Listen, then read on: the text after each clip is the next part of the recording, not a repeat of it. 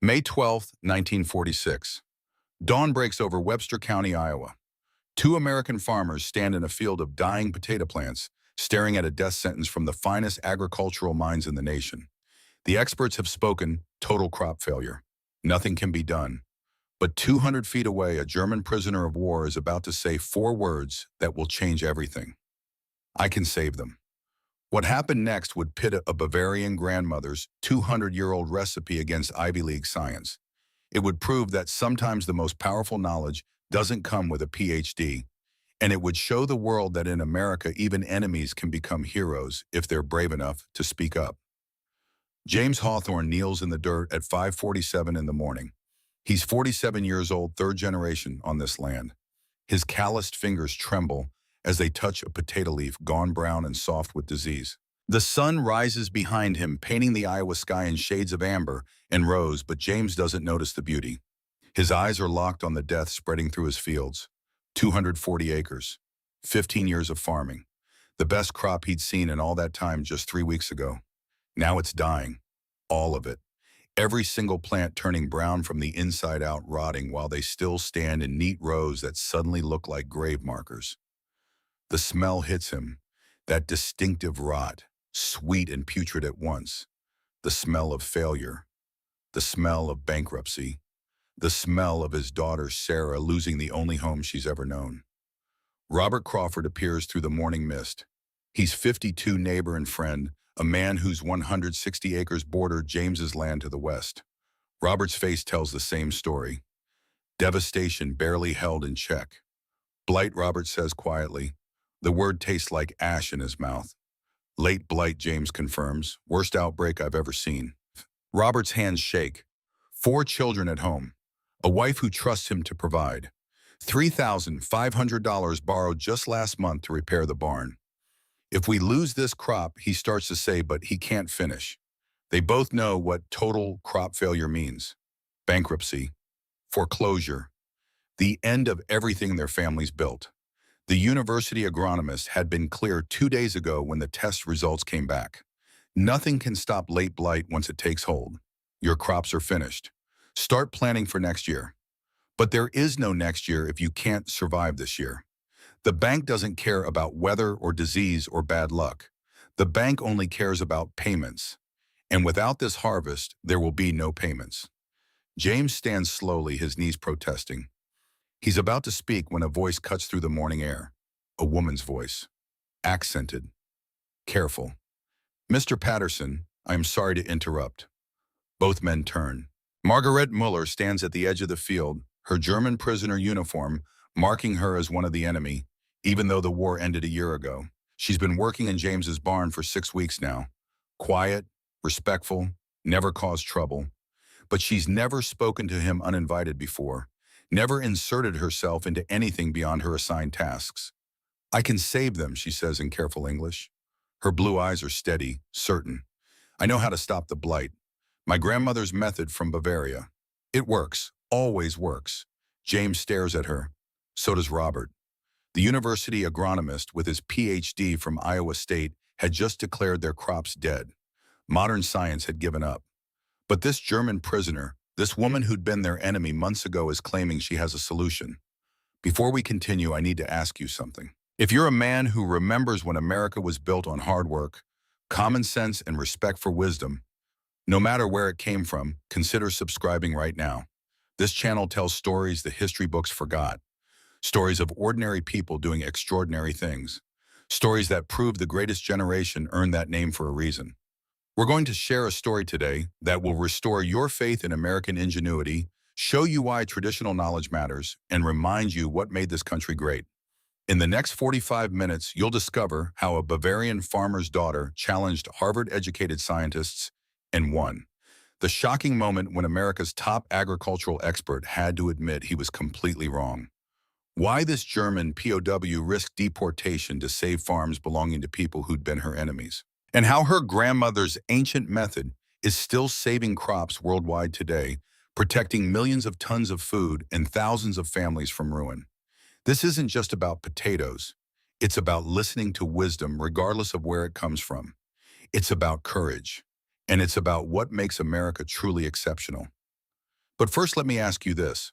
Who was this German woman who claimed she could do what America's finest scientists said was impossible? And why would a prisoner of war risk everything to help people who'd been her enemies just months before, 6 weeks earlier? April 1st, 1946. A military truck rolls to a stop at the Patterson farm. 12 German prisoners of war climb down their movements, careful, their faces blank. They wear the standard POW uniform, the letters clearly visible. These are the conquered, the defeated.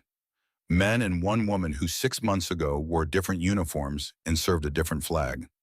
Margaret Muller is 34 years old. She steps onto Iowa soil with no possessions except the clothes on her back and the knowledge in her head. She's 5'3", 120 pounds, compact and weathered from years of farm work. Her brown hair is pulled back tight. Her blue eyes take in everything but reveal nothing. She was born in Oberammergau, Bavaria, a village nestled in the Alps where her family had farmed for 7 generations. Not a grand estate, just 45 hectares of good soil where they grew potatoes and barley and raised dairy cows. Simple people, traditional people, the kind who distrusted Hitler's National Socialists and their promises of glory. The war took everything from Margaret Muller. 1943. Her brother Klaus, 28 years old, died at Stalingrad, frozen to death in the Russian winter while fighting a war he never believed in. 1944. Her father Friedrich, 58, collapsed in the fields while doing forced labor for the German military. Heart attack, dead before he hit the ground. February 1945. Allied bombers mistook Oberammergau for a military target. The bombs fell on a Tuesday afternoon. Her grandmother Anna, 74 years old, died in the rubble of the village church where she'd prayed every Sunday for 60 years. Her mother Helga, 54, disappeared in the chaos, presumed dead. The family farm's 7 generations of careful tending reduced to burned timbers and scorched earth. When Germany surrendered in April 1945, Margaret was picked up with thousands of other displaced persons.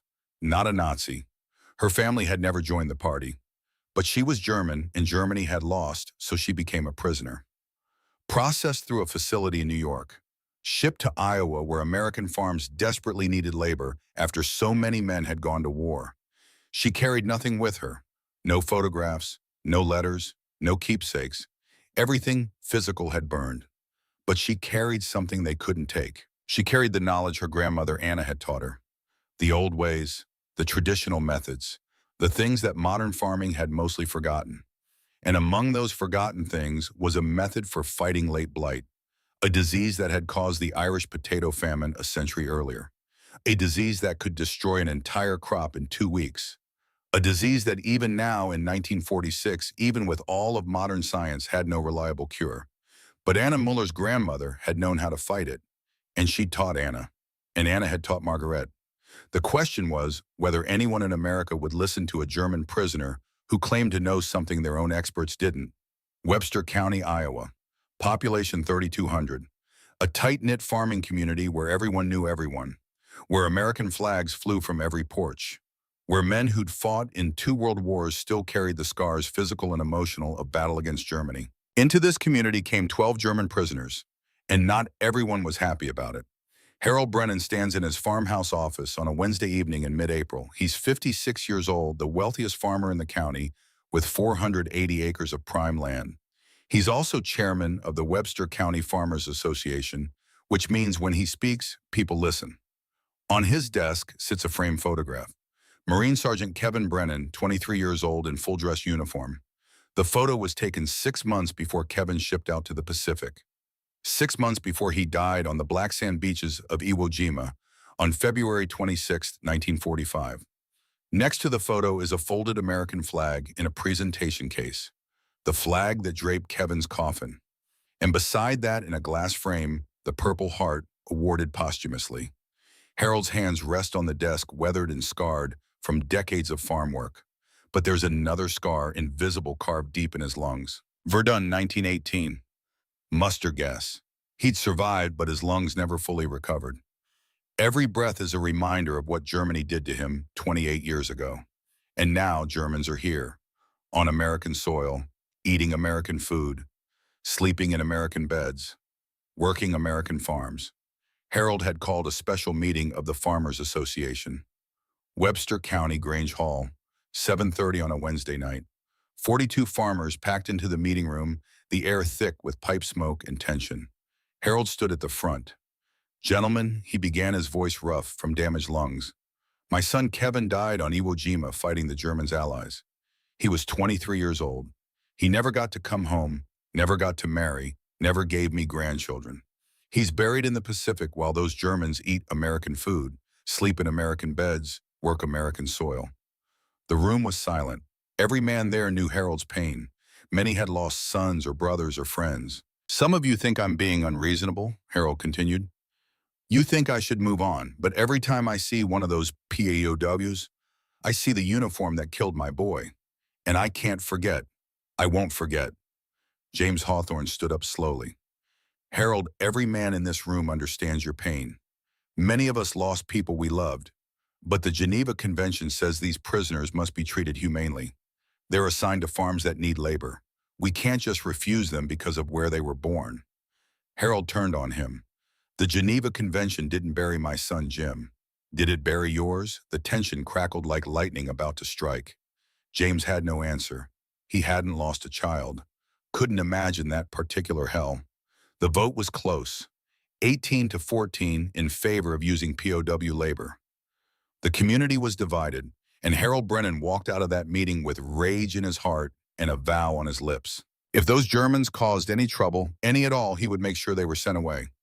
Harold didn't know it yet, but in 6 weeks, when James Hawthorne's crops started dying, he would see it as divine justice. And when a German woman offered a solution, his hatred would face its greatest test. What happened next would force him to choose between his grief and his conscience. While Harold nursed his hatred, Margaret Muller worked in silence. Her job was simple: clean the barn, organize tools, feed the livestock. Stay out of sight, stay out of trouble. But Margaret couldn't help but notice the potato fields, and what she saw terrified her. Evening at the Patterson farmhouse. The kitchen is warm, filled with the smell of chicken stew. James sits at the table exhausted from a 14-hour day in the fields. His daughter Sarah moves between stove and table, serving dinner with the practiced efficiency of someone who's been running a household since age 12. Sarah is 15 years old, finishing her last year of middle school. She's tall for her age, with her mother's dark hair and her father's steady gray eyes. 3 years ago, her mother Mary died of tuberculosis. Sarah had to grow up fast, cooking, cleaning, managing a farmhouse, while her father worked dawn to dusk to keep the farm running alone. "Papa," Sarah says quietly, setting a bowl of stew in front of him, "do I really have to teach English to that German woman?" James looks at his daughter. He sees the fear in her eyes. The propaganda from the war years is still fresh. Germans are monsters, baby killers, evil incarnate. That's what the posters said. That's what the newsreels showed. "Sarah," he says gently, "I want you to teach Margaret English so she can work better. That's all. But Papa, she's German. They killed people. They started the war." James sets down his spoon. "Not Margaret, sweetheart. She's just a farmer like us. The war is over. We have to learn to live together now." Sarah's hands twist in her apron. "But what if she's dangerous? What if she tries to hurt us?" James reaches across the table and takes his daughter's hand. "Look at me, Sarah. Margaret Muller lost her entire family in the war.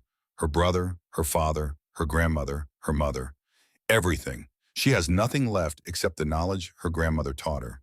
She's not here to hurt us. She's here because she has nowhere else to go." Sarah's eyes fill with tears. "Like Mama," she whispers. "The war took Mama too. If there'd been no war, maybe medicine would have come faster. Maybe she'd still be alive." James squeezes her hand. "Maybe. We'll never know, but I do know this. Hate doesn't bring back the people we lost. It just makes us lose more." The first English lesson happens the next evening. Sarah sits at the kitchen table, textbooks spread out, her stomach tight with anxiety. Margaret enters quietly, her movements careful, her expression neutral. They sit across from each other. Two strangers, former enemies. A 15-year-old American girl and a 34-year-old German woman, both trying to navigate a world that's supposed to be at peace but doesn't feel peaceful at all. "Papa says I should teach you English," Sarah begins, her voice barely above a whisper. "For work," Margaret nods. "Thank you. English very hard for me, German easier. Silence stretches between them, uncomfortable, heavy. Then Sarah asks the question that's been burning in her mind since the POWs arrived. Did you work for Hitler? Margaret's face tightens. She shakes her head firmly. No, never. I work for family, grow potatoes, like your father. My family, not Nazi. We are farmers. War took everything from me. Sarah's guard drops slightly. Everything. Margaret's voice cracks. Mother, father, brother, grandmother, home, farm, everything gone. War destroy all. The silence now is different, softer, sadder. Sarah's eyes fill with tears. War took my mama too, 3 years ago. Tuberculosis. If there was no war, maybe medicine would come faster. Maybe she'd still be here. Margaret reaches across the table slowly, carefully, and touches Sarah's hand. Just a light touch, a connection across the chasm of nationality and language and loss. I am sorry, Margaret says softly. Losing mother is very hard. Very hard, I understand. In that moment, two hearts broken by the same war find an unexpected connection. Sarah sees that Margaret isn't a monster. She's just a woman who lost everything. And Margaret sees that Americans like Germans bleed the same red blood and cry the same tears. It's the beginning of a bond that will soon be tested beyond anything either can imagine. May 3rd, 1946, 5 weeks after Margaret arrived. During her lunch break, she walks past the potato fields. 240 acres of lush green plants swaying in the Iowa wind. To untrained eyes, the crop looks perfect. But Margaret's eyes aren't untrained. They've been trained by 7 generations of Bavarian potato farmers. And what she sees makes her blood run cold. She stops at the edge of the field. Her eyes scan the rows. Most people would see nothing wrong. But Margaret sees the small brown spots on leaves in row 17. Tiny, almost invisible. But she knows exactly what they mean. Phytophthora infestans, late blight. The memory hits her like a physical blow. Bavaria, 1938. She was 26 years old, working alongside her grandmother Anna Moe in their family fields. Late blight had swept through the region that year, the worst outbreak in 50 years. Neighboring farms panicked, followed the modern advice from Nazi agricultural advisors, and lost everything. But Anna Muller remembered the old ways, the traditional method passed down through generations. She called it the 3-part blessing: ash, lime, and sulfur, mixed in precise ratios, applied in a precise way, ancient knowledge that modern science had dismissed as folklore. Anna had used the method. While 15 neighboring farms lost 100% of their crops, the Muller family saved 82%. Margaret had been there, had helped mix the compounds, had watched the miracle happen. She knows this disease, knows how fast it spreads, knows that without treatment, 50% of the crop will be lost in 1 week, 100% in 2 weeks. But she's a prisoner, a German. What right does she have to speak up? The Americans have universities, they have science, they have experts with PhDs. Who is she to tell them what to do? But she hears her grandmother's voice in her memory. Margaret, if you know how to save crops and stay silent, you don't deserve the name Muller. Knowledge doesn't belong to you. It belongs to whoever needs it. For 3 days, Margaret watches in silence. The brown spots spread. 10 plants, 20, 40. She works her assigned tasks, cleaning, organizing, feeding livestock, but her mind stays on the fields. She calculates timelines. She sees the disaster approaching like a slow-motion train wreck. And she sees Sarah's face, sweet Sarah who's already lost so much. If this farm fails, Sarah will lose her home. James will lose everything his family built. Robert Crawford's 4 children will have no future. The knowledge her grandmother gave her could save them. But speaking up could get her sent away, marked as a troublemaker, deported to who knows where. On May 7th, James Hawthorne discovers the brown spots during his morning inspection. He knows immediately what it is. He's seen it before back in '38. Late blight, the potato farmer's nightmare. He calls Dennis Walsh, the county agricultural extension agent. Dennis is 42 years old, an Iowa State graduate, 18 years of experience in agricultural science. He arrives within 2 hours, takes samples from 12 different areas of the field, and promises to send them to the university immediately. 2 days later, the phone rings. James picks up in his kitchen, Robert Crawford standing beside him. They'd been expecting this call, dreading it. Dennis, this is Dr. Richard Thornton Trenton, head of plant pathology at Iowa State University. I've examined your samples. James's knuckles go white, gripping the phone. And I'm very sorry, Dennis. It's Phytophthora infestans, late blight, severe infestation. There's no cure. Copper sulfate spray might slow the progression, but it won't stop it. Your farmers are looking at total crop failure. The words hit James like bullets. Total crop failure. Is there anything at all we can try? Dennis asks. Dr. Thornton's voice is sympathetic but firm. I wish there was. But late blight at this stage is unstoppable. The spores have penetrated the vascular system. They're spreading from inside the plants. No external treatment can reach them. My advice is to accept the loss file insurance claims if you have coverage and start planning for next season. James hangs up the phone. His hands are shaking. Everything he's built, everything his father and grandfather built, gone. In 2 weeks, the bank will foreclose. Sarah will have nowhere to go. Robert Crawford's face has gone pale. 4 children, a wife who depends on him, $3,500 in debt. No way to pay it back without this harvest. The 2 men sit in silence in James's kitchen. Outside, the May sun shines bright and warm. Inside, their world is ending. 200 feet away in the barn, Margaret Muller has heard every word through the open window. She's been cleaning tack, but her hands have gone still. Her heart is pounding. The university has declared the crops dead. Modern science has given up. But she knows a way, an ancient way, a way that worked in Bavaria when everything else failed. She has to speak up, but if she does, she'll be stepping into a minefield. A German prisoner telling American farmers that their experts are wrong, claiming she knows better than university scientists. She could be labeled a troublemaker, a liar, even a saboteur, trying to destroy American agriculture with false hope. But if she stays silent, James will lose everything. Sarah will lose her home. Robert's children will have no future. Margaret sets down the bridle she's been cleaning. Her hands are shaking. She walks out of the barn into the late afternoon sunlight. James is standing by the horse paddock staring at nothing, his face blank with shock. Robert has already left to break the news to his wife. Margaret approaches slowly. Mr. Patterson, she says quietly, I am sorry. I hear about the crops. James doesn't turn around. His voice is hollow. Yeah. It's over. University says so. Marguerite takes a breath. This is the moment, the choice that will change everything. Mr. Patterson, she says, and her voice is stronger now, more certain. I can save them. James turns around slowly. He looks at her as if she's spoken in a language he doesn't understand. What's your potato crops? I can save them. I know how to stop the blight. James stares at her. You just heard what I heard. Iowa State University. Dr. Thornton, they said there's no cure. Margaret meets his eyes. They say no modern cure. I not talk about modern.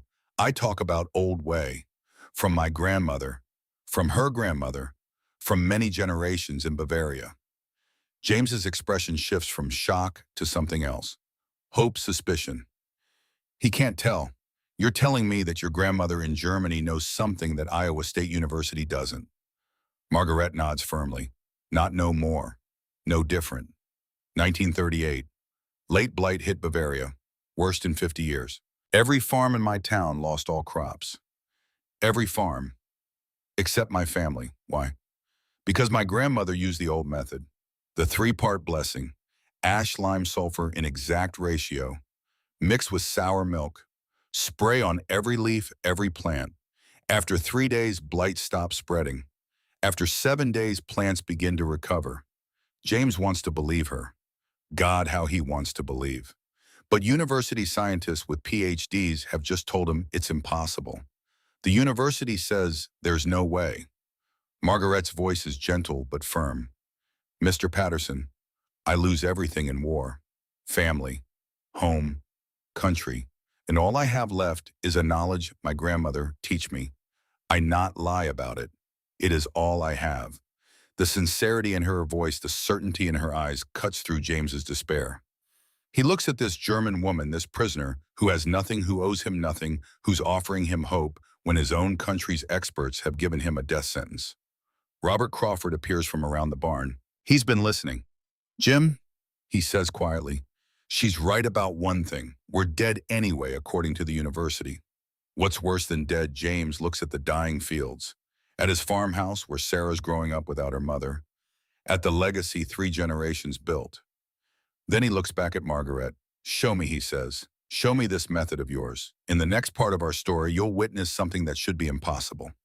A 200-year-old grandmother's recipe going head-to-head with Ivy League science. A German prisoner risking everything to save American farms. And a showdown that will prove once and for all that sometimes the most powerful knowledge doesn't come from universities. It comes from people who never forgot the old ways. And in 48 hours, everyone in Webster County will know whether Margaret Muller is a genius or a fraud." That evening, May 10th, 1946, the sun hangs low over Webster County, painting the barn in shades of amber and gold. Inside, 3 people stand around a wooden workbench. James Hawthorne and Robert Crawford watch as Margaret Muller prepares to demonstrate something that will either save their farms or prove she's delusional. On the bench sits a collection of ordinary materials: a bucket of wood ash from James's fireplace, pale gray and fine as powder; a bag of hydrated lime from the agricultural supply store; a jar of sulfur powder, bright yellow, with that distinctive sharp smell; several glass jars, measuring cups, and a jug of fresh milk that's been sitting out since morning, just beginning to turn. "This is the 3-part blessing," Margaret says. Her English is slow, careful, but her voice carries absolute certainty. "My grandmother called it this because it blessed the plants, the soil, the farmer. 3 parts, ash, lime, sulfur." Robert shifts his weight, skeptical. "The university just told us sulfur spray might slow the blight, but won't stop it. How is this different?" Margaret meets his eyes. "University used sulfur alone. This used sulfur with ash and lime. Together they do what alone they cannot. My grandmother not know chemistry words, but she know it works." She begins measuring with meticulous precision. Her hands are steady now, confident. This is knowledge she's carried across an ocean through war and loss and imprisonment. This is what her grandmother died protecting. "Ratio must be exact," she says. 3 parts ash, 2 parts lime, 1 part sulfur, 3-2-1. You remember. 3-2-1. James watches her measure out the ash first. 3 cups of fine gray powder that once was oak wood burning in his fireplace. The ash contains potassium, calcium, phosphorus, minerals that strengthen plant defenses. But Margaret doesn't know those scientific terms.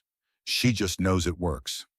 Next, 2 cups of hydrated lime, white powder that will raise the pH on leaf surface, creating an environment hostile to fungal growth.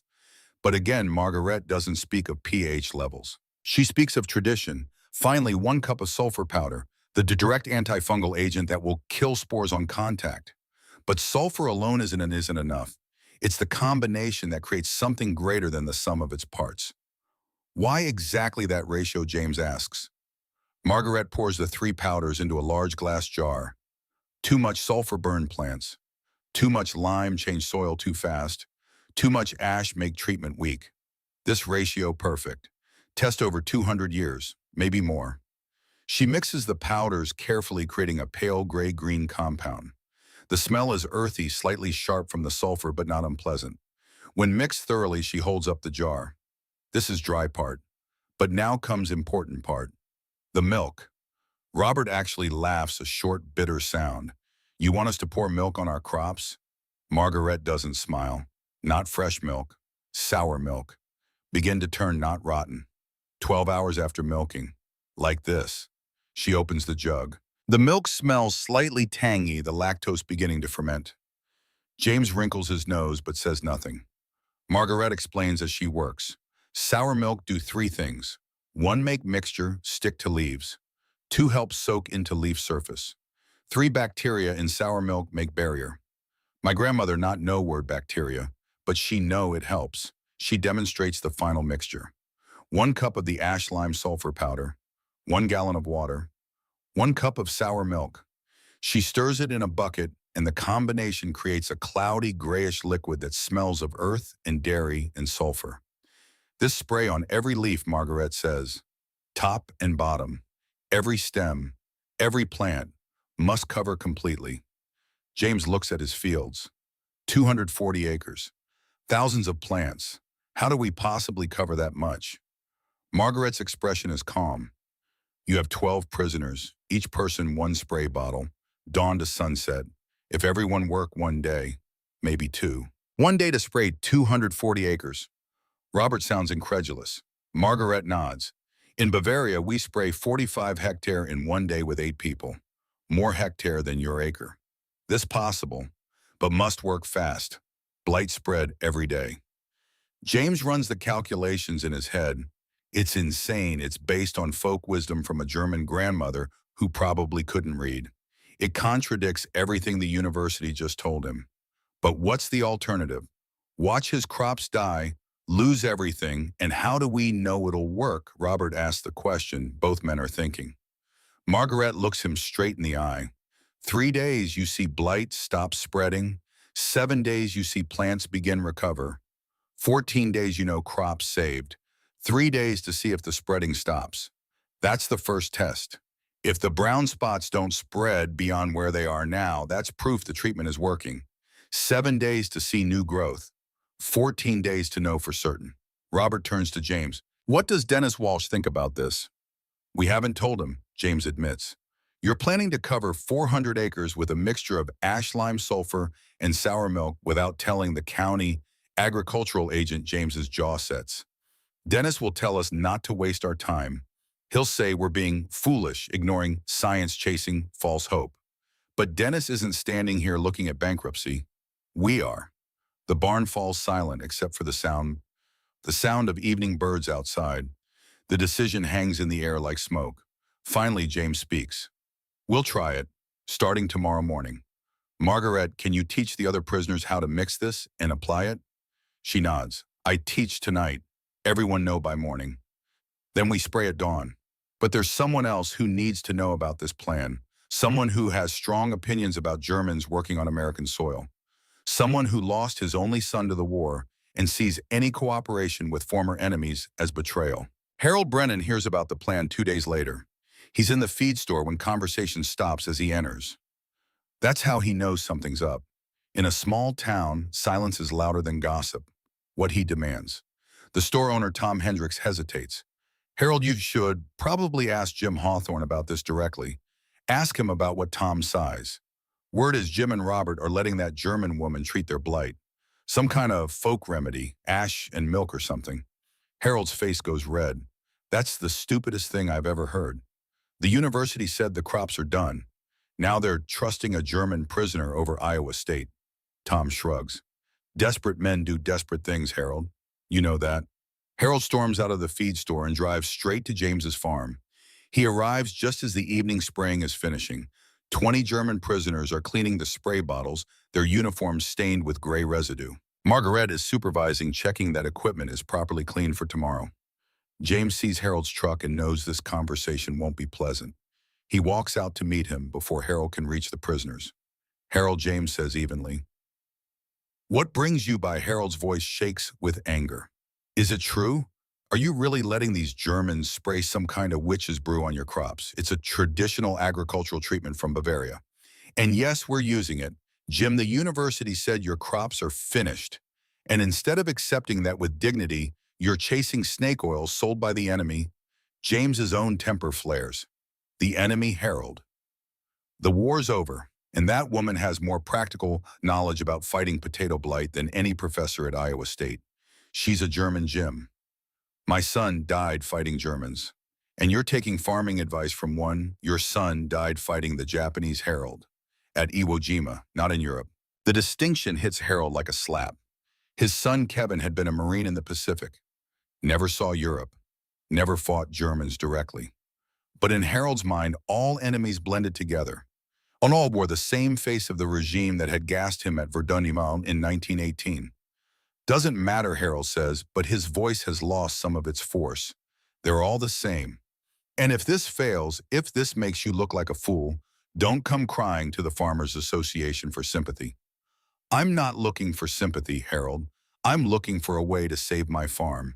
And if that makes me a fool, so be it. Harold drives away in a cloud of dust, but the confrontation leaves James shaken. Because Harold isn't entirely wrong. If this treatment fails, James will be a laughingstock. The farmer who trusted a German grandmother over university science. The desperate fool who believed in folk magic. But if it works, if it actually works, everything changes. That night, Sarah finds her father sitting alone in the kitchen, staring at a cup of coffee that's gone cold. "Papa, you okay?" James looks up at his daughter, sweet Sarah, who's already had to grow up too fast, who lost her mother and might lose her home. "Just thinking, sweetheart, about the treatment, yeah." Sarah sits down across from him. She's been watching Margaret work all day, watching the meticulous care with which the German woman measures and mixes and teaches, watching the determination in those blue eyes. "I think she really believes it'll work," Sarah says quietly. "Believing and knowing are different things." "Maybe. But Papa, I've been teaching her English for 5 weeks now, and I've learned something about her." "What's that?" "She doesn't lie about anything, even when lying would make things easier. Last week I asked if she liked the stew I made. It was terrible, I know it was. And she said very gently that it needed more salt and maybe less pepper. She could have lied to make me feel good. But she didn't." James considers this. "You trust her?" Sarah nods slowly. "I think I do. And I think if Grandmother Anna's method worked in Bavaria, Margaret wouldn't claim it if she wasn't certain. That's a lot of trust to put in a prisoner of war." Sarah's eyes meet her father's. "Mama used to say that character isn't about where you're born or who your enemies are. It's about what you do when no one's forcing you. Margaret doesn't have to help us. She could stay quiet and let us fail. But she's risking herself to save strangers. That's character, isn't it?" James reaches across the table and takes his daughter's hand. "When did you get so wise? I had a good teacher." The next morning, May 11th, begins with the massive spraying operation. 20 German prisoners, each with a hand-pump spray bottle, move through the fields in systematic rows. Margaret has taught them exactly how to spray. Every leaf top and bottom, every stem. Complete coverage. The mixture goes on wet and gray. It dries to a pale whitish coating that looks almost like frost. The smell is distinctive, earthy, and slightly sour, but not overwhelming. As the sun climbs higher, the fields take on a ghostly appearance, every plant coated in the protective compound. James and Robert work alongside the prisoners, spraying their own rows. It's back-breaking labor. The hand pumps are heavy. The repetitive motion of pump spray, move, wears on shoulders and backs. But they keep going. By sunset, all 400 acres are covered. Every plant, every leaf. The prisoners are exhausted, their uniforms soaked with sweat and stained with the gray mixture. But there's something else in their faces too. Pride, maybe. The satisfaction of hard work completed. Margaret inspects the work carefully. She walks through the fields as the last light fades, checking coverage, making sure no plants were missed. Finally, she nods.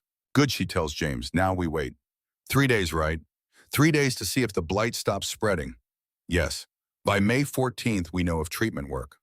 Those 3 days are the longest of James Hawthorne's life. Every morning he wakes before dawn and walks the fields examining plants, looking for new brown spots. Every evening, he does the same.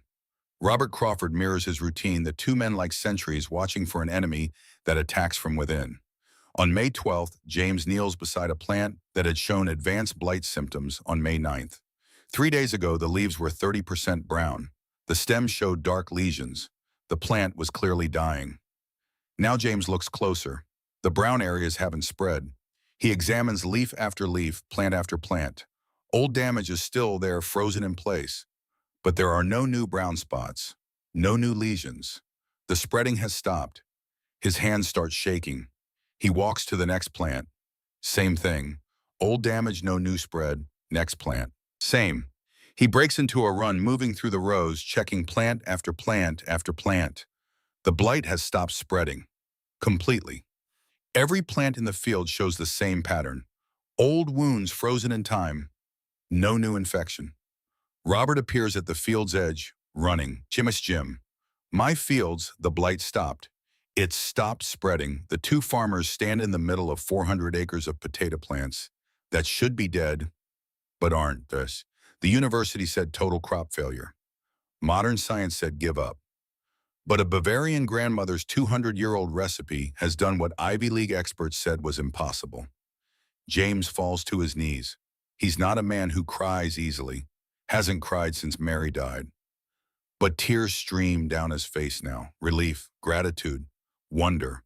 Robert's crying too unashamed. 4 children who won't lose their home. A wife who won't see her husband broken. A future that seemed lost and now impossibly is opening up again. They find Margaret in the barn cleaning equipment. When she sees their faces, she knows. It worked, James says, his voice choked. The blight stopped. Just like you said. Margaret's expression softens. Not surprise exactly, more like quiet satisfaction. Yes, the blessing worked. It always worked. How did you know? How were you so certain? Because I see it before. In Bavaria. Many times, when everyone else panicked, my grandmother stayed calm. She know the old way, and the old way never fail. But there's something else James needs to know. Why? Why did you risk telling us you're a prisoner? You could have stayed quiet, watched us fail. No one would have blamed you. Margaret is quiet for a moment. Then she speaks and her voice carries the weight of everything she's lost. Mr. Patterson would take everything from me. Family, home, country. But it not take one thing. It not take what my grandmother teach me. Knowledge is not for keeping, is for sharing, especially when people need. She pauses and her eyes meet his. Also, she continues, Sarah is good girl. Remind me of me at her age. War already take her mother. It should not take her home too. If I can stop that, I must try. The simplicity of it. The fundamental decency, James Hawthorne. 3rd-generation Iowa farmer stands in his barn with a German prisoner of war and realizes that everything he thought he knew about enemies and allies, about us and them, has just been challenged. But the story isn't over. In fact, the real test is just beginning. Because stopping the blight from spreading is one thing. Getting the plants to actually recover is another. And there's still a man in this county who sees this whole situation as an affront to his son's memory. News spreads through Webster County faster than the blight ever could. By May 13th, everyone knows that James Hawthorne and Robert Crawford used some kind of German folk remedy on their crops. And that somehow impossibly the blight stopped spreading. Dennis Walsh, the county agricultural agent, hears about it in his office. He immediately calls Iowa State University. Dr. Thornton, this is Dennis Walsh in Webster County. I have a situation I need to discuss with you. What kind of situation? You remember those farmers with the late blight outbreak, Patterson and Crawford? They didn't follow your advice to accept the crop loss. What did they do? They used a treatment suggested by a German POW, some kind of traditional Bavarian method. And Dennis pauses, still not quite believing it himself. The blight appears to have stopped spreading. Silence on the other end of the line. Then Dr. Thornton's voice carefully controlled. Describe this treatment. Dennis explains what he's learned. Ash lime sulfur in a 3-to-1 ratio, mixed with sour milk, sprayed on every leaf and stem. Complete coverage. More silence. Doctor. Thornton is thinking, running through his knowledge of plant pathology, trying to understand how this could possibly work. I'll need to see this myself, he says finally. I can be there in 2 days, May 15th. The fields will still be here, Dennis assures him. But Dennis has another concern. He drives out to James's farm that afternoon. He finds James and Margaret discussing the next steps. The treatment has stopped the spreading, but will the plants recover? That's the question for the next 4 days. Jim Dennis says without preamble, Dr. Thornton is coming to inspect your fields on May 15th. James nods slowly. Okay, he's the head of plant pathology at Iowa State.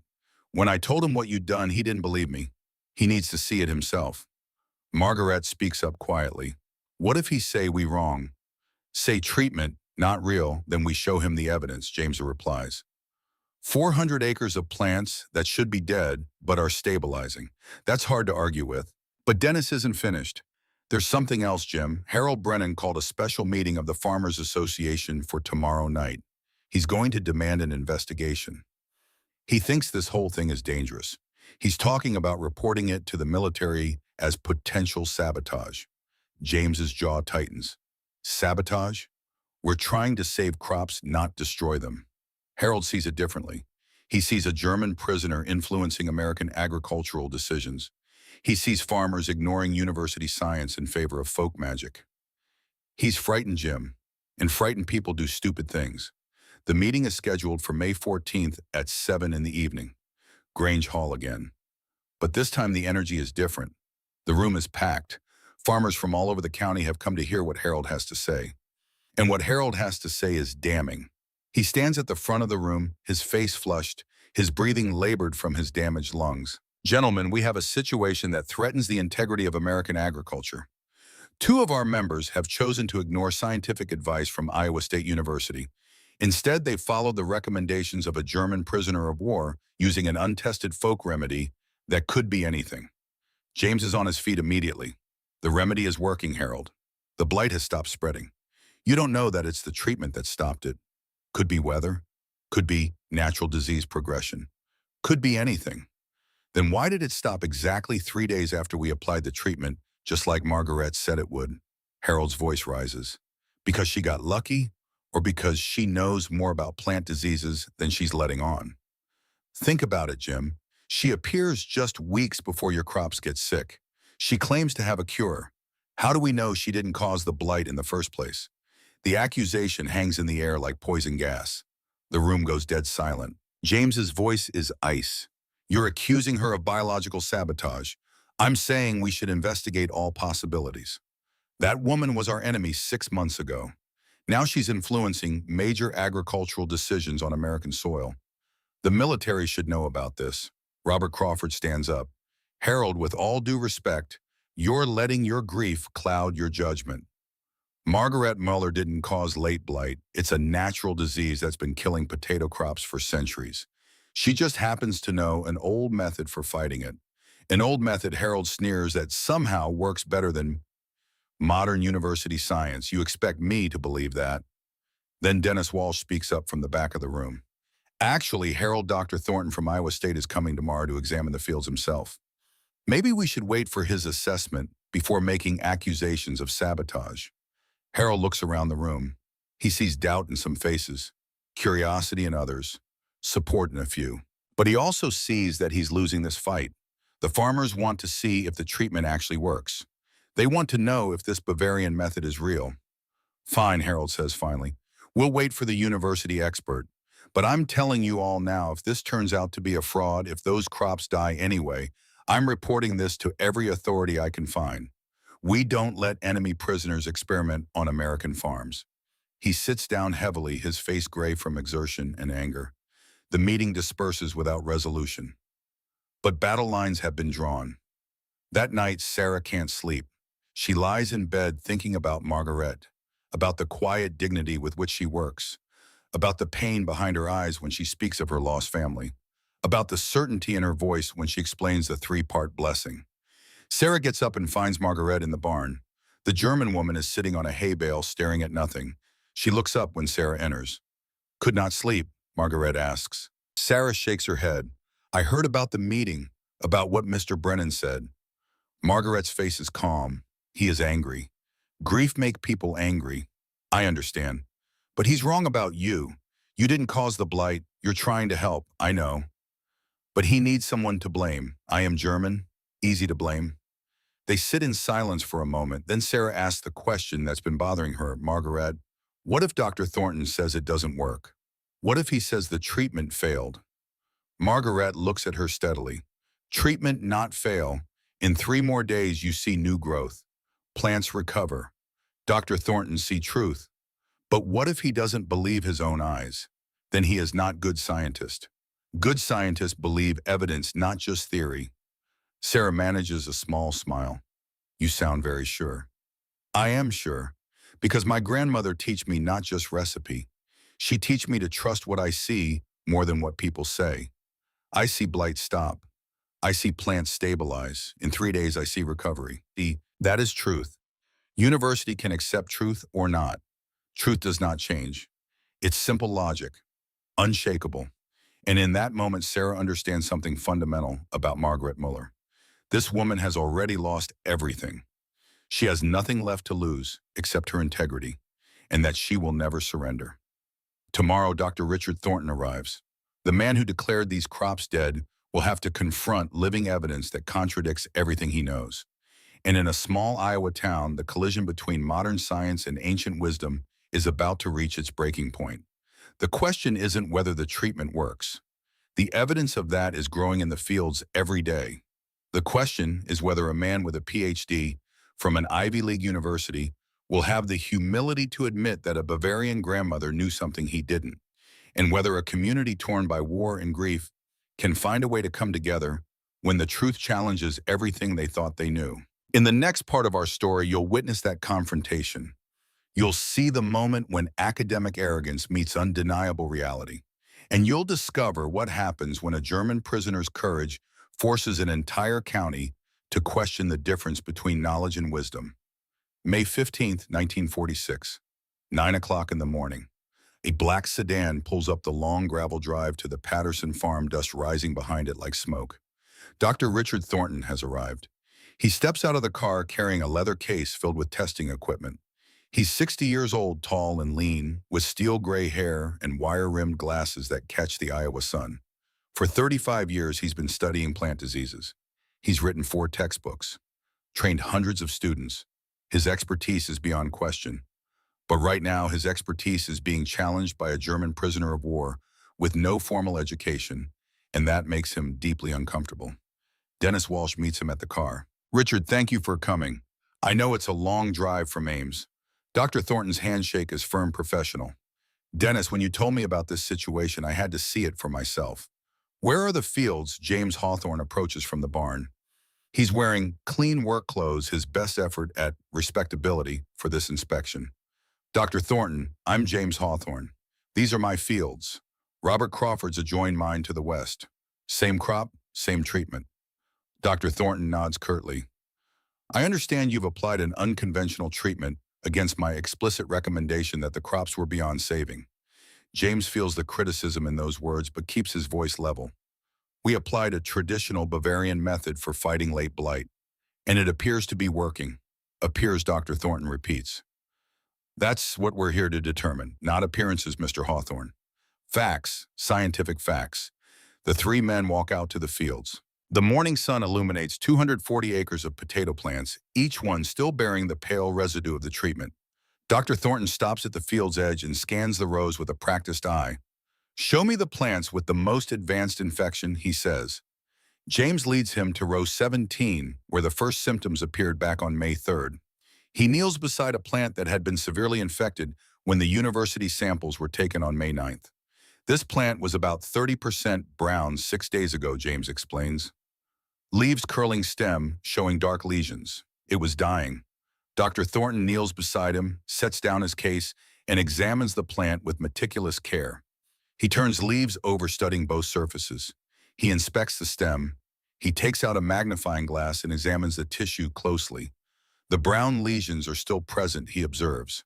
The damage hasn't healed. No, Sir James agrees, but it hasn't spread either. Look at the margins of the brown areas.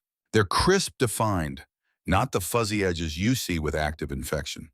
Dr. Thornton moves to the next plant, then the next. He works in silence for 20 minutes, examining plant after plant in the infected zone. His face reveals nothing, but his movements become more deliberate, more careful. He's seeing something that doesn't fit his understanding. Finally, he straightens up. "The lesion progression has stopped. I'll grant you that, but that doesn't necessarily mean your treatment caused it. Environmental factors can slow blight spread. Temperature changes, humidity levels. This could be natural fluctuation." James had expected this argument. Then why has the same pattern appeared in Robert Crawford's fields 3 miles west? Different microclimate, same result. And why did it stop exactly 72 hours after we applied the treatment, which is exactly what the method predicted? Dr. Thornton doesn't answer. Instead, he says, "I'd like to take tissue samples for laboratory analysis." "Of course, and I'd like to speak with the person who recommended this treatment." "That would be Margaret Mahler." "She's in the barn," the German prisoner, Dr. Thornton says. "Yes, I'd very much like to hear her explanation." They find Margaret cleaning equipment, preparing for the day's work. She looks up as the 3 men enter, and her eyes immediately assess Dr. Thornton. She recognizes authority when she sees it. This is the man from the university, the expert who declared the crops dead, Fräulein Müller. Dr. Thornton says in careful German, "I'm Dr. Richard Thornton from Iowa State University. I'd like to discuss your treatment method." Margaret straightens, wipes her hands on her apron. She responds in German, and Dennis translates for James. "I am happy to explain, doctor. What would you like to know?" Dr. Thornton switches to English, speaking slowly and clearly so Margaret can follow. "Describe your treatment. All components, exact proportions, application method." Margaret takes a breath and begins. Her English is still halting, but her technical precision is flawless. 3 parts wood ash, 2 parts hydrated lime, 1 part sulfur powder. Mix then add 1 cup of mixture to 1 gallon water and 1 cup sour milk. Sour 12 hours, not fresh, not rotten. Why those specific ratios, Dr. Thornton asks? Margareta's answer is simple. My grandmother say too much sulfur burn plants. Too much lime change soil bad. Too much ash make weak. This ratio perfect. Test many years. Tested how in controlled conditions with scientific methodology. Test in fields, Margaret says. In Bavaria, many times, when blight come, farmers who use this method save crops. Farmers who not use lose everything. That is test. Dr. Thornton removes his glasses and cleans them slowly. That's empirical observation, not controlled experimentation. You can't draw scientific conclusions from anecdotal evidence. But I can draw conclusions from what I see, Margaret replies, and there's steel in her voice now. I see your science say crops die. I see grandmother method say crops live. Now I see plants not dying. Which conclusion is right? The challenge hangs in the air. Dr. Thornton puts his glasses back on. His jaw is tight. You don't understand the complexity of plant pathology. Phytophthora infestans reproduces through sporangia that penetrate plant tissue through stomata and wounds. Once the mycelial network is established systemically, no external treatment can reach it. Margaret listens carefully, working through the English. Then she says, "You use big words. My grandmother used small words. But her small words save crops when your big words say impossible." Dr. Thornton's face flushes. Modern agricultural science is built on rigorous research, peer-reviewed studies, controlled trials. Not folk remedies passed down by illiterate farmers. My grandmother not illiterate, Margaret says quietly. She read Bible every day. She read almanac. She read everything she could. She just not read in university. But she read in fields. She read in plants. She read what work and what not work. That is reading too. The barn falls silent. James watches Dr. Thornton struggle with something fundamental. Here is a man who has built his entire career on academic credentials, peer-reviewed publications, the structures of institutional authority. And here is a woman with none of those things telling him he's wrong based on nothing more than lived experience and generational knowledge. Dr. Thornton turns to Dennis. I need to examine the fields more thoroughly. I'll take samples back to the lab. We'll analyze the tissue culture, the pathogen test, the treatment components in controlled conditions. Then we'll have real answers. How long will that take? James asks. 2 weeks minimum for comprehensive analysis. Dr. James says carefully in 2 weeks we'll already know if the plants recover. May 19th will be 7 days from treatment. That's when Margaret says we'll see new growth. If she's right about that, like she was right about the 3-day timeline, won't that tell you something? It'll tell me correlation, not causation, Dr. Thornton replies. But fine, I'll return on May 19th to observe whatever growth patterns emerge. But I'm telling you now, Mr. Hawthorne, don't get your hopes up. Stopping disease progression is one thing. Actual plant recovery from this level of infection is medically impossible. Medically impossible, Margaret repeats, testing the words. But plants not medicine. Plants are life. Life want to live. We just help it. Dr. Thornton snaps his case closed. I'll be back in 4 days. We'll see what's medically possible then. He drives away in his black sedan, leaving a cloud of dust and unresolved tension. Dennis Walsh stays behind, sitting with James on the porch as the sun climbs higher. He's rattled, Dennis observes. I've never seen Richard Thornton rattled. Good, James says. Maybe being rattled will open his mind or make him dig in deeper. Some men can't admit they're wrong. Their whole identity is built on being the expert.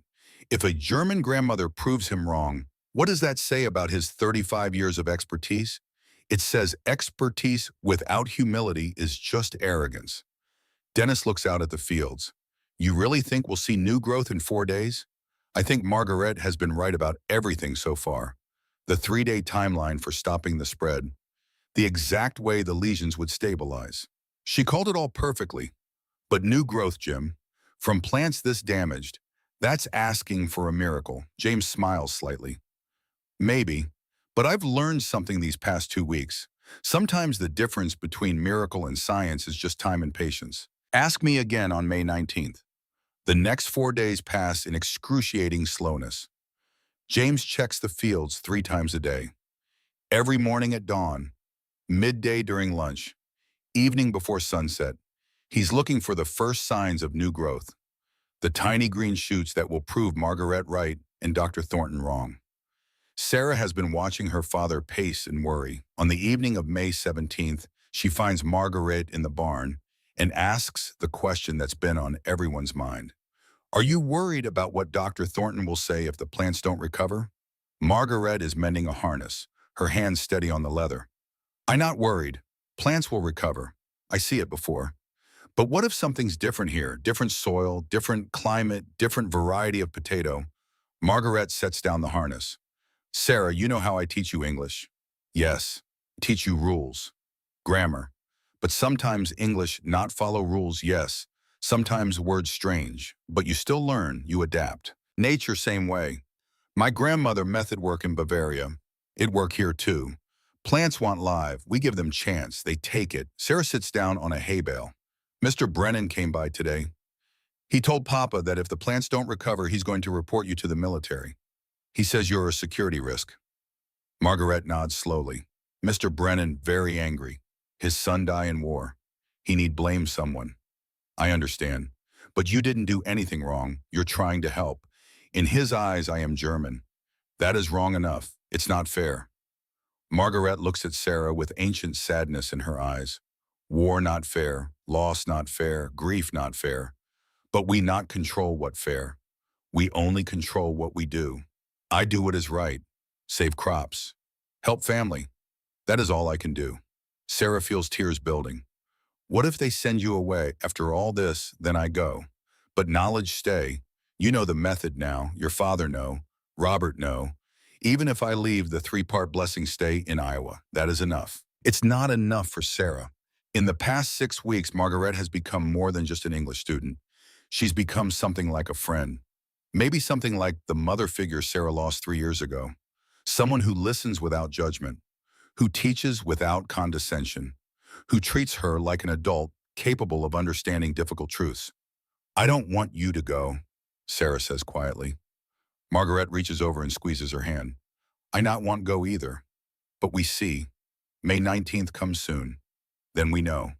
May 19th arrives with a perfect spring morning.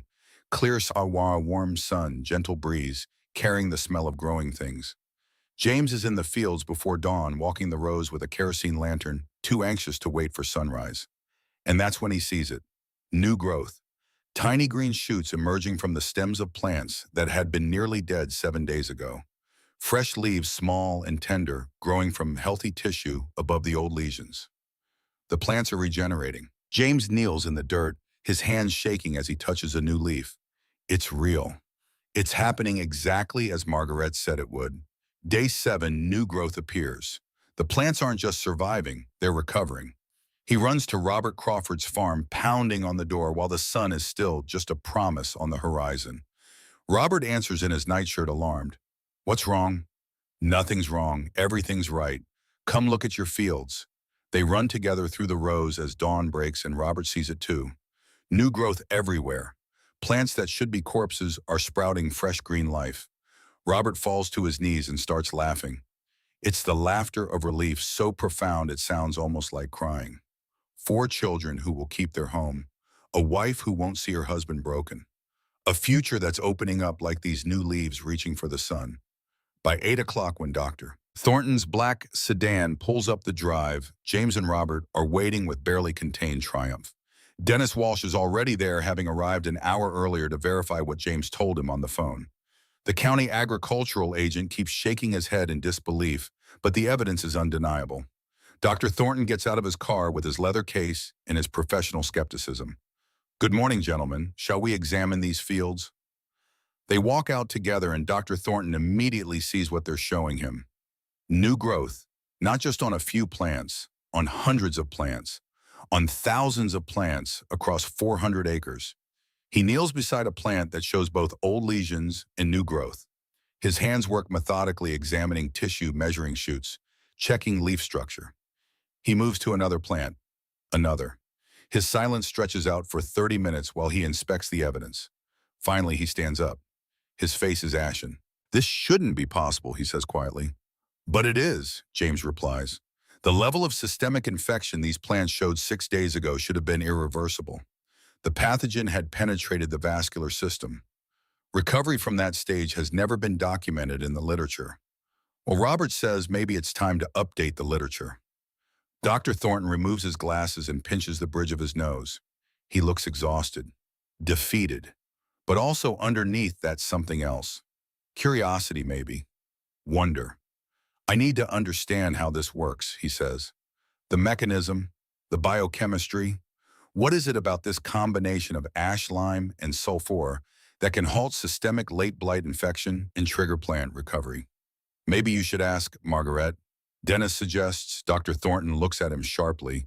She can't explain the science. She doesn't have the background. No, James says, but she has something you don't. She has 7 generations of empirical observation. She has results. And right now, doctor, I'd say results matter more than theory. Dr. Thornton is quiet for a long moment. Then he says something that costs him dearly. You're right, I was wrong. Not just wrong about the prognosis for your crops. Wrong about the value of traditional agricultural knowledge. Wrong to dismiss this treatment without examination simply because it didn't come from an academic source. He looks at James directly. I apologize, Mr. Hawthorne, and I'd like permission to study this method properly, to understand it, to document it, to share it with other farmers who face late blight. The university wants to study Margaret's grandmother's method if she'll permit it, yes. This could change how we approach potato blight management worldwide. They find Margaret in the barn with Sarah. The two of them are working on English vocabulary, Sarah correcting Margaret's pronunciation of difficult words. They look up as the men enter. Dr. Thornton approaches Margaret directly. This time there's no condescension in his voice, only respect. Fräulein Müller, he says in German, I owe you an apology. I dismissed your knowledge as folklore. I was wrong. Your grandmother's method works. It works in ways that contradict current understanding of plant pathology, and I would very much like to study it with your permission. Margaret looks at him steadily. You want study to understand or to prove wrong to understand and to help other farmers. Late blight destroys potato crops all over the world. If your method can save even a fraction of those crops, it could prevent famine, save farms, protect families. That's worth studying. Margaret considers this. Then she nods. Yes, you can study, but you must share what you learn. Make it free for farmers, not just for university, for everyone who need, agreed Dr. Thornton says. Open publication, agricultural extension services. We'll make sure any farmer who faces late blight has access to this method. And you must say where it come from. Not from university, from my grandmother Anna Müller of Oberammergau, Bavaria. She not have degree, but she have wisdom. People must know wisdom matter. Dr. Thornton extends his hand. They shake. A formal peace between academic science and generational knowledge. But not everyone in Webster County is ready to make peace. That evening, Harold Brennan sits in his farmhouse office staring at his son's photograph. He's heard the news. The German woman's treatment worked. The crops are recovering. James Hawthorne and Robert Crawford will make their payments. Their farms are saved. And Harold doesn't know how to feel about that. Part of him is glad. These are his neighbors, good men. He doesn't actually want them to suffer. But another part of him, the part that's been consumed by grief for 15 months, sees this as a kind of betrayal. The Germans took his son. Now a German has proven herself valuable to the community, has become a hero even. Where does that leave his anger? His grief, if he can't hate all Germans anymore? What does he do with the rage that's been sustaining him? There's a knock at his door. When Harold opens it, he finds James Hawthorne standing there in the evening light. Harold, James says, "Can we talk?" Harold wants to slam the door. But he doesn't. He steps aside and lets James in. They sit in the office, Kevin's photograph between them like a third presence. I know you're angry, James begins. That doesn't even begin to cover it, Harold replies. I know. And you have every right to be. Kevin shouldn't have died. No 23-year-old should die on a beach thousands of miles from home. Harold's jaw tightens. Then why are you here to rub it in that the German woman was right? No. I'm here because I wanted you to know something. Margareta lost her brother too. Klaus, 28 years old, died at Stalingrad, froze to death in the Russian winter. Harold looks up sharply. She lost her father, James continues. Her grandmother, her mother, her entire family, her home, everything. The war destroyed her life just like it destroyed yours. That's not the same, Harold says, but his voice lacks conviction. No, it's not the same. Kevin was fighting for freedom. Klaus was fighting for a regime that was evil. But they're both dead, Harold. Two young men who should have lived long lives. And their families both have to carry that weight. What's your point? My point is that Margaret could have stayed silent, could have let my crops die, could have watched this community suffer and felt justified because we were the enemy. But she didn't. She helped. Because she doesn't see enemies anymore. She just sees people who need help. Harold stands up and walks to the window. When he speaks, his voice is rough with suppressed emotion. I can't just forget Jim. Every time I see her, I see the uniform that took Kevin from me. I'm not asking you to forget. I'm asking you to see her.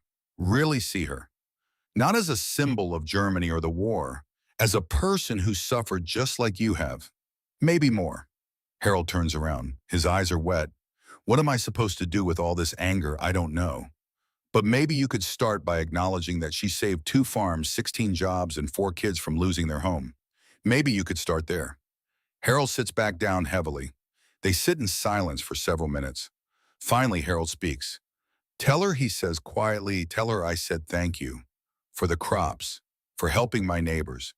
Just tell her that. Tell her yourself, James suggests gently. I can't, not yet. But someday, maybe. James stands to leave. At the door, he turns back. Harold, Kevin died fighting for freedom. The freedom to be better than our enemies. To choose kindness over hate. Honor that. Honor him by being the man he believed his father was. After James leaves, Harold sits alone with his son's photograph. He thinks about the last letter Kevin sent 2 weeks before Iwo Jima. In it, Kevin had written, Dad, I'm fighting so that my kids can grow up in a world where people don't have to hate each other just because of where they were born. Make sure that world happens, okay? Harold sets down the photograph and puts his head in his hands. For the first time since the telegram arrived 15 months ago, he lets himself cry. Not just for Kevin, for Klaus too, for all the young men who died in a war that should never have happened. And for the future, his son dreamed of a future Harold has been too angry to help build. May 20th. The Webster County Farmers Association calls an emergency meeting. Harold Brennan presides as chairman, but this time the energy in the room is different. Gentlemen, Harold begins, and his voice is steady. Despite the cost of these words, I owe this association an apology. And I owe James Hawthorne and Robert Crawford an apology. 2 weeks ago, I accused them of foolishness for trusting a German prisoner over university science. I was wrong. The room is silent. Everyone knows how hard this is for Harold. The treatment worked, Harold continues. The crops are recovering. Dr. Thornton from Iowa State confirmed it today. He's calling it a breakthrough in late blight management. And it came from a woman I tried to have reported as a saboteur. He pauses, swallows hard. I let my grief make me blind, make me cruel. My son Kevin died fighting for freedom and for a better world. And I dishonored his memory by choosing hate over understanding. I'm sorry. James stands up. Harold, we all understand. No one blames you. Maybe you should, Harold says. Maybe I need to be blamed. To remember that anger doesn't bring back what we lost. It just makes us lose more. The meeting passes a resolution, not just accepting the POW labor program, actively thanking the German prisoners for their contribution to Webster County agriculture. It's a small thing, but in the spring of 1946, in the shadow of a war that killed millions, it's also extraordinary. After the meeting, Harold does something he's been avoiding for 2 weeks. He drives to the Patterson farm.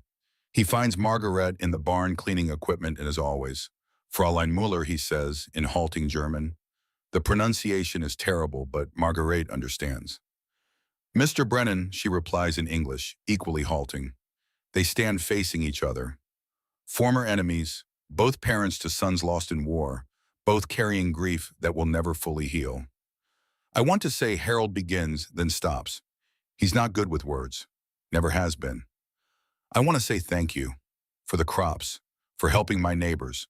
Margaret nods. You are welcome. And I want to say Harold continues, his voice breaking. I want to say I'm sorry. For my son. And for yours. For all the sons. Margaret's eyes fill with tears. She understands loss. Understands that some wounds never close. She steps forward and does something that shocks everyone who hears about it later. She hugs Harold Brennan, this grieving American father, this man who 3 weeks ago wanted her deported. Harold stands rigid for a moment, then his arms come up and he hugs her back. Two people who lost everything to war, finding a moment of shared humanity in an Iowa barn. When they separate, both are crying, but it's the kind of crying that feels like healing. The war take too much, Margaret says softly. We not let it take more. We build instead. Yes, yes, Harold agrees. We build instead. In the final part of our story, you'll discover what happened next. How Margaret's grandmother's method spread across America and then the world. How a German prisoner became an American citizen. How the three-part blessing saved millions of tons of potatoes and thousands of farms from bankruptcy. And how one woman's courage to speak up when she could have stayed silent changed agricultural science forever. But more than that, you'll see how this story proves something fundamental about America. That this country at its best doesn't care where knowledge comes from. It doesn't care about credentials or nationality or who your enemies used to be. It cares about results, about truth, about people who are brave enough to share what they know for the good of others. That's what made America great. Not military might or economic power. The willingness to listen to wisdom wherever it appears, even from a 34-year-old German prisoner of war whose grandmother couldn't have pointed to Iowa on a map.